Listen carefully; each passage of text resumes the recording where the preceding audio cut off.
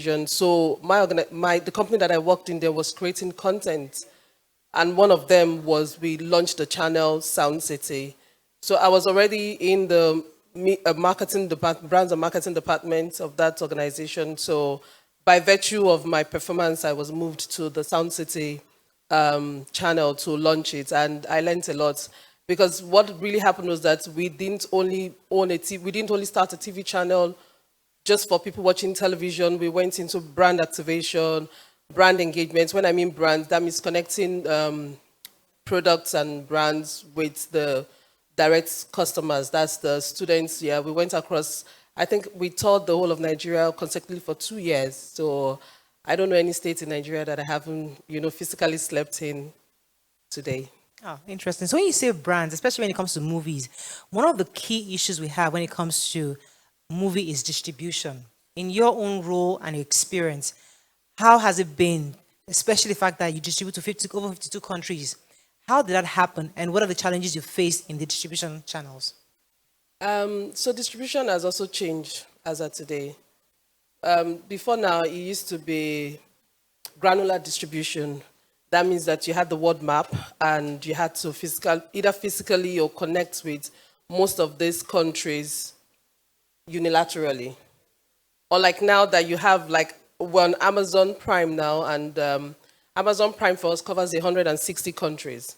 So just one launch on Amazon Prime, we have 160 countries able to watch it. But then in creating content then, it was... So when we started Micromedia, when the vision to start Micromedia, was enacted through me, we created products. That's the drama series, Taste of Love at the time. And we didn't think of it as something that should just only be on the Nigerian TV network.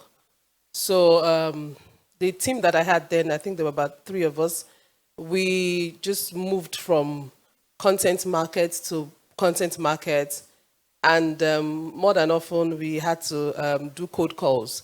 We flew to those countries, especially for the East African countries, a lot of them, I just physically took a flight, went around too many TV networks there, and today we have them as distribution base. So when we launch new titles, we're able to connect with the managers on site and tell them, okay, we have new titles, right, and then you can put them on your TV programs. In your experience, would you say, why do you think most producers look to distribute outside? We've not exhausted the market within Nigeria. What exactly is the attraction in seeing how you can distribute outside Nigeria? Because some will argue, even younger producers today are saying that you're stifling us by going to Netflix and going to Prime. We also want to produce and want to put it on cinemas. So in your view, do you think it's a good idea for us to always look outside, or is there a way we can actually exhaust internally distribution within? So if you look at there's something that I stand with all the time, and I'll talk about, I don't know if anyone has seen the movies Jaws.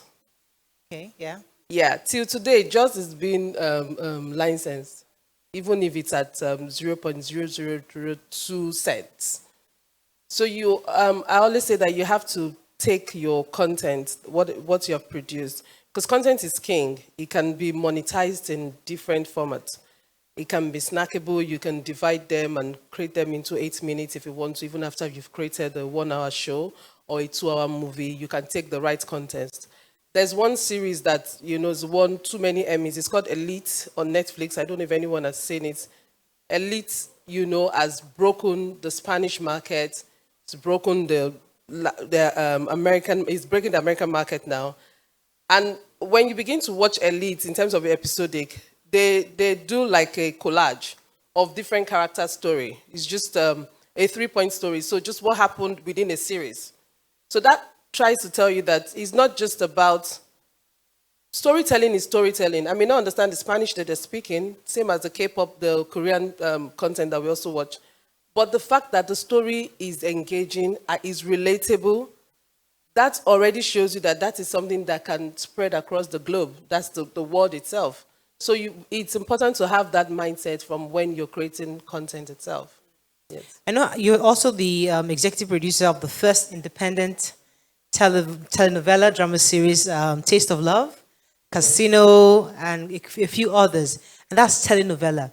And in Nigeria, we love telenovelas, but for whatever reason, they get more these telenovelas get more traction outside than within.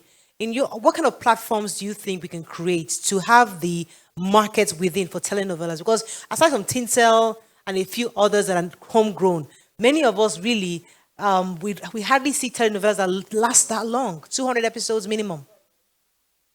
Okay, so Taste of Love was 200 episodes in total in terms of creating it.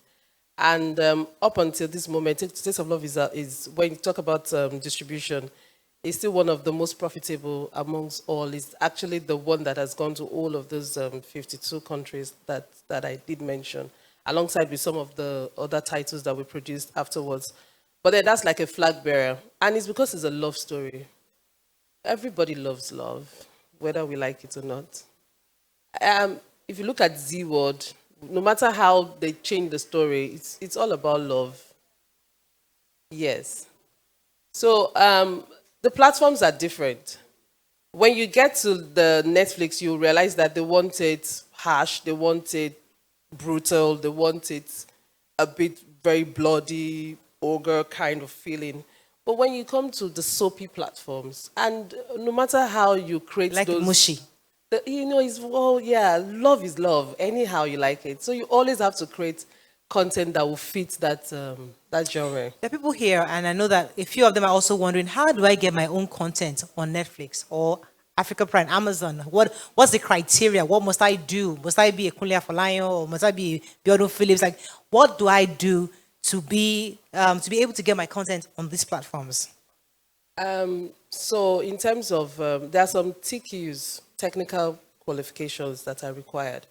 Apart from, even if your story is really, really interesting, you need to meet a very high standard technical qualification for that. And the way the OTTs have created the structure of how they work, you have to go through an aggregator. That's the way it works. So if they aggregate, and most like, if you look at when the OTTs came into the market, the first channel of contact for them were cinema movies. And if, up until date, the producers that they're working with, they all emanated from the cinemas. So you just have to understand the ecosystem of how your content can actually get in the long run to like an Amazon. Yeah, more than often you may have to go through the cinemas. Okay, let me go into branding, Mark, because I know that's your own area of strength. A lot of people want to create a brand that is known in this industry. They feel like I'm growing. I want to scale. I want people to know my brand the same way I can see I can know Genevieve Naji, or I know these brands. I know these people. How do we, as we're building this, creating movies, producing content, how do we establish a brand that is not just formidable, but can be sustainable for a long time? So I would like to say that that's image development and image management. I don't do image management. I do the brand engagement that we do will be like direct customers engagement. Okay. But then social media has helped everybody. In those days, you needed a management team to constantly put you in the papers and all of that. But now, just dancing every day, maybe on TikTok, would generate very big views, and doing very, irreverent kind of stuff will get you the views, and then people begin to know you. I can assure you that the people that have the highest numbers of followers today were not just only about their art. They were also about social lifestyle engagement. So I believe that would be the right way. Let me be sure I understand you. So I produced a movie right now. I put it on YouTube. Nobody's watching it. I go to my IG, I start dancing, hoping that somebody will be directed to my YouTube. Like, how do I market that movie to make sure that people actually watch it? Okay. So let me just explain what branding would do for you in terms of, you need to understand where the people, that's your target audience are. Where exactly are the TGs? Are they online or they are offline? Right? That's number one. Secondly, you then need to understand where the distribution channels are. In terms of where do I meet them? What's reach? These TGs, where exactly? and what influencer or what exactly influences their ability to convert to action. Convert to action would then be that acquiring, maybe loving your image. Yeah, so let me talk about if I was selling a product and also trying to push the image of an upcoming talent. So it's almost it's kind of like the same thing if you look at it that way. So we have to understand it. If you look at it, when people are dancing, they're not just dancing for the sake of dancing. They're either ensuring that maybe a BB Niger star is having a bit of engagement with them. That's someone who already bears a lot of influencers has a lot of influence in the minds of the general audience, who would then convert to being part of your, or who can end up becoming one of your followers because they've seen you in being related to one of them. Right. I'm just using an example. I'm not saying that that's without the BB Nigers you can't get anywhere. But yeah. Now, in your experience, how do you see how receptive are local language movies like your Igbos, the Yoruba, the Hausa movies? Because many people would like to also diversify and produce content in that area. How lucrative is it? Do you think it's something you'd advise anybody here to go into local language production? So this year, 2023, we got our organization got African Magic Viewers Choice Award nomination, and it was in our Igbo movies genre. Yes, I'm Yoruba. Everybody who edited that content, there were Yorubas, and one was from the South, I think, maybe from Delta and all of that. So, like I said, it's all about stories. Create movies in that area and actually work with the cinemas in that area to distribute the movies and get, because that's a gap in the context of, talking about gaps. I like that the one about the Igbo, because even Kenem mentioned earlier that he's building 27 screen in Nnewi, which is amazing, because I'm looking forward to that. I would like to be at the grand opening because I think it's an amazing step in the right direction. And you know what Nnewi represents, right? That's every square mile or quarter mile of Nnewi has the highest number of billionaires in Nigeria. So we don't even know. So they're untapped. Very much untapped. So that's I'm trying to get people here to see the opportunities, because we just do Lagos, Abuja, Port Harcourt. Forget that there's money lying around all over the country, and which is really great. So thank you for that. Now, I have just less than 6 minutes remaining. Could you give us tips also? The people here, they're saying that you are a multipreneur. You've done brand and marketing. You've done distribution. You've done production. Now you're doing shopping malls. You are doing. You've done cinema. You even have a bakery. One human being. This is not Dangote. One human being. Dangote self has nothing on her. I don't understand. How do you marry all this stuff together? How do you even have time? Did one come after the other, or we're just thinking, listen, opportunities here, opportunities? How did you jump into these things? You answered there were just opportunities that came up. So when we're going to create, so I must say this, cinemas didn't just suddenly happen on us. We didn't just suddenly show up from nowhere to own a cinema. We actually did a bit of feasibility studies and understand that, yes, everyone was going to the island to go to the cinemas then, and I felt, you know what, like I talked about Nnewi now, there are people in different local governments in Lagos that they don't have to drive all the way. You can still build something extremely beautiful for them. So we looked at it, and the Alimosho local government is the largest local government in Lagos State. So we chose Abule, but it was right on the express road. And ever since we moved, we launched the cinemas in that area. We've had about 3 more grow. So, you go into frontiers, and more, you open up opportunities for more players to come into the space. The crowd actually spurred us on to start a bakery. Yes, because, sometimes, and I must say this, sometimes when they come in and there's even no seats, because they're Black people, they won't be all bougie and say, you know what, they'll tell you that I'll sit on the staircase. Do you get what I'm saying? So it's the crowd. So from the crowd, realized that we can provide supplementary services for them or complementary services for them, and that's how the superstores, opened up, and that's how the breaking section. So before this segment, we talk finances. For the last all money, we're talking money, how to get money, and the question anybody else thinking okay, how did you get money to even start out in this journey? With the banks giving you money, did you have a father's war chest that gave you some serious money? Like, where did the funds come from, and how did you? So you're laughing. Okay, I think I hit a nerve. But yeah, how did you get money to start off? That's a good question. My money came from my laptop. Yeah. Please teach me, I beg. My own laptop is not coughing out money. Abi, my laptop is not coughing. But that's the honest truth. Yeah. Let's learn a few things. Yeah. So I'd done I think maybe 9, 10 years with Consolidated Media, and we had built very formidable brands. I had a very large network of corporate clients. And I began to brood after my marriage that, you know what, like I said, we were touring Nigeria. And there were some very scary experiences that we would, you know, as very young spinster, that wasn't a big deal.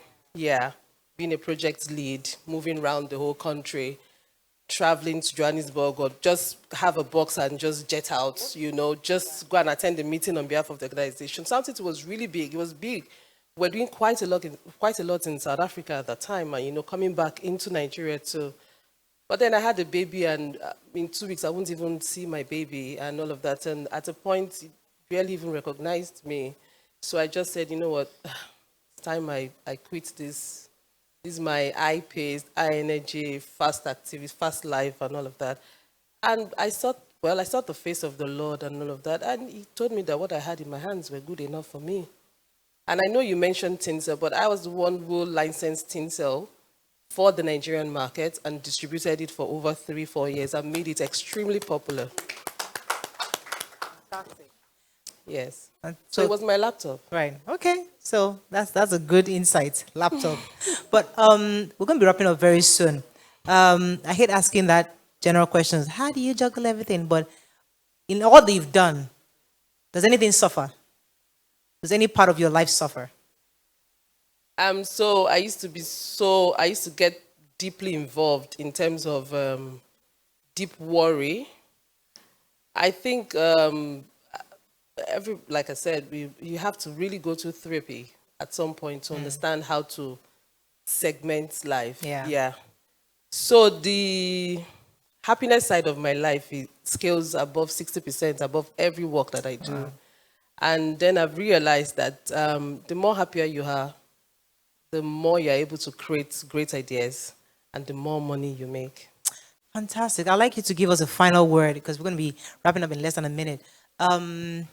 What advice? There are people here, they're content creators, they just need help in going to that next level. Everybody wants to scale.